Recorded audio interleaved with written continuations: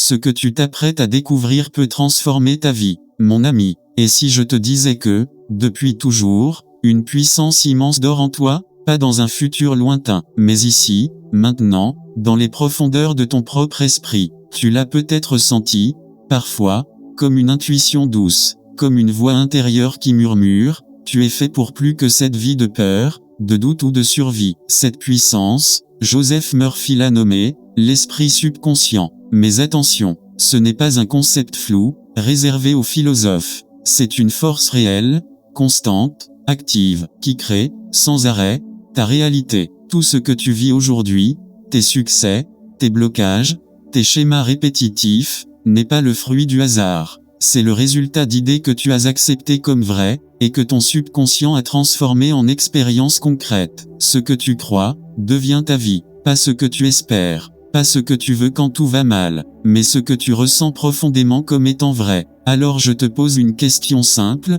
et si tu pouvais apprendre à reprogrammer cette force, à l'utiliser consciemment, avec sagesse, avec amour, avec foi, et si le vrai miracle, c'était de comprendre ton pouvoir créateur intérieur? Dans cette vidéo, nous allons voyager ensemble au cœur de l'un des enseignements les plus puissants jamais révélés, pas pour t'impressionner, mais pour te réveiller, car à partir d'aujourd'hui, tu ne pourras plus dire que tu ne savais pas. Ton subconscient ne dort jamais, il exécute tout ce que tu lui donnes. Pendant que tu dors, il travaille. Pendant que tu doutes, il écoute. Pendant que tu espères, il agit. Ton subconscient ne juge pas. Il ne fait pas la différence entre ce que tu veux et ce que tu redoutes, entre ce que tu crois mériter et ce que tu tolères en silence. Il enregistre, il obéit, il manifeste. Chaque pensée répétée est comme une graine que tu plantes, et peu importe si elle est belle ou toxique, elle germera. Tu dis souvent, je suis nul, je n'y arriverai jamais, je ne suis pas assez. Tu crois que ce sont juste des mots?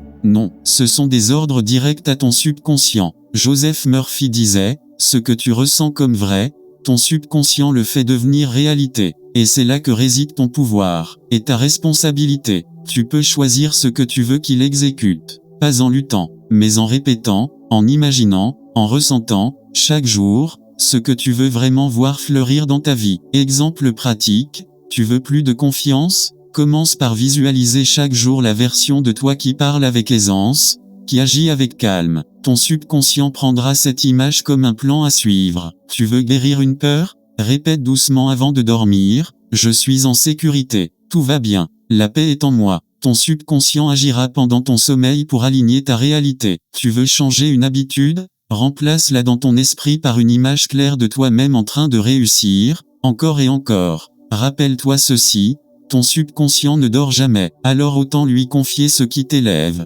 plutôt que ce qui t'enchaîne d'eux. La pensée émotive est une prière, même si tu ne t'en rends pas compte. Tu crois que prier, c'est parler à genoux dans le silence d'une pièce? Tu pries à chaque instant où tu ressens profondément. Quand tu dis, j'ai peur que ça tourne mal. Quand tu penses, je ne vais jamais y arriver, et que tu ressens ces mots jusqu'au ventre. C'est une prière, pas une prière pour ce que tu veux, mais une prière vibratoire pour ce que tu redoutes. Ce que tu crains, tu l'attires. Ce que tu ressens profondément, tu le crées. Le subconscient, lui, ne comprend pas la différence entre un souhait et une peur. Il répond à la charge émotionnelle, pas au mot poli. 3. Ce que tu ressens comme vrai devient ta réalité extérieure. Tu peux dire, je suis riche, je suis aimé, je suis en paix. Mais si en toi, tu ressens l'inverse, c'est ce ressenti qui façonne ta vie. Joseph Murphy nous enseigne que la clé est là, l'imagination plus l'émotion égale la transformation. Quand tu imagines un résultat,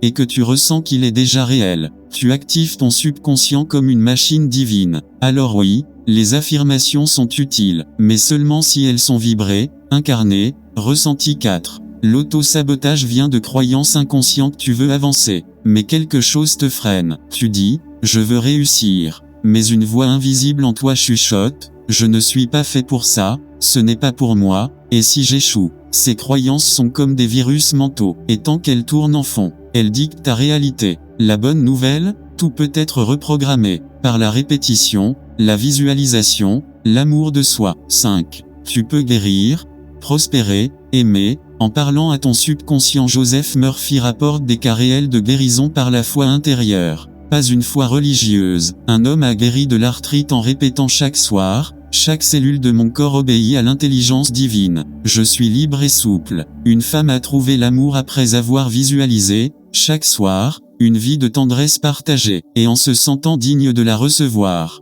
Un chômeur a attiré un emploi en imaginant, avec émotion, qu'il se levait chaque jour pour aller travailler avec joie. Ton subconscient réagit aux images mentales, mais seulement si elles sont répétées avec émotion et calme. 6. La technique du soir, la dernière pensée avant de dormir. Juste avant de dormir, ton cerveau ralentit, et ton subconscient s'ouvre, prêt à recevoir sans filtre. Ce moment est sacré. Ce que tu penses dans les 5 dernières minutes, devient le script de ton subconscient pendant des heures. Exercice, allonge-toi, ferme les yeux, et répète doucement une phrase comme « Je suis guidé, je suis protégé, tout va bien dans ma vie, ressens-la, et dors avec ». Ton subconscient fera le reste. 7. Tout changement extérieur commence par une image intérieure. Tu veux un nouveau travail, une relation plus saine, plus de paix, plus d'argent? Alors commence à le voir dans ton esprit, pas juste comme un vœu lointain, mais comme un film intérieur que tu rejoues chaque jour, avec amour et clarté. Ton subconscient prend ce film intérieur, et le projette dans ta vie extérieure. 8. Appel à la conscience, et si tu commençais aujourd'hui à reprogrammer ta vie?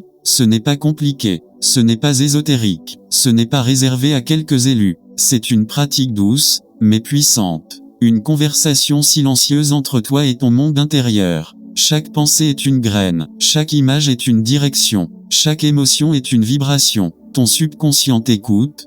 Que vas-tu lui dire? Conclusion, tu es le programmeur de ta vie intérieure. Tu n'es pas condamné à subir. Tu n'es pas un spectateur. Tu es l'auteur. Le subconscient est ton serviteur silencieux. Utilise-le avec respect, amour et constance. Si ce message a résonné en toi, mon ami, abonne-toi, aime cette vidéo, et partage-la à une personne qui en a besoin aujourd'hui. Ta transformation commence par une simple décision intérieure. Et si, c'était maintenant?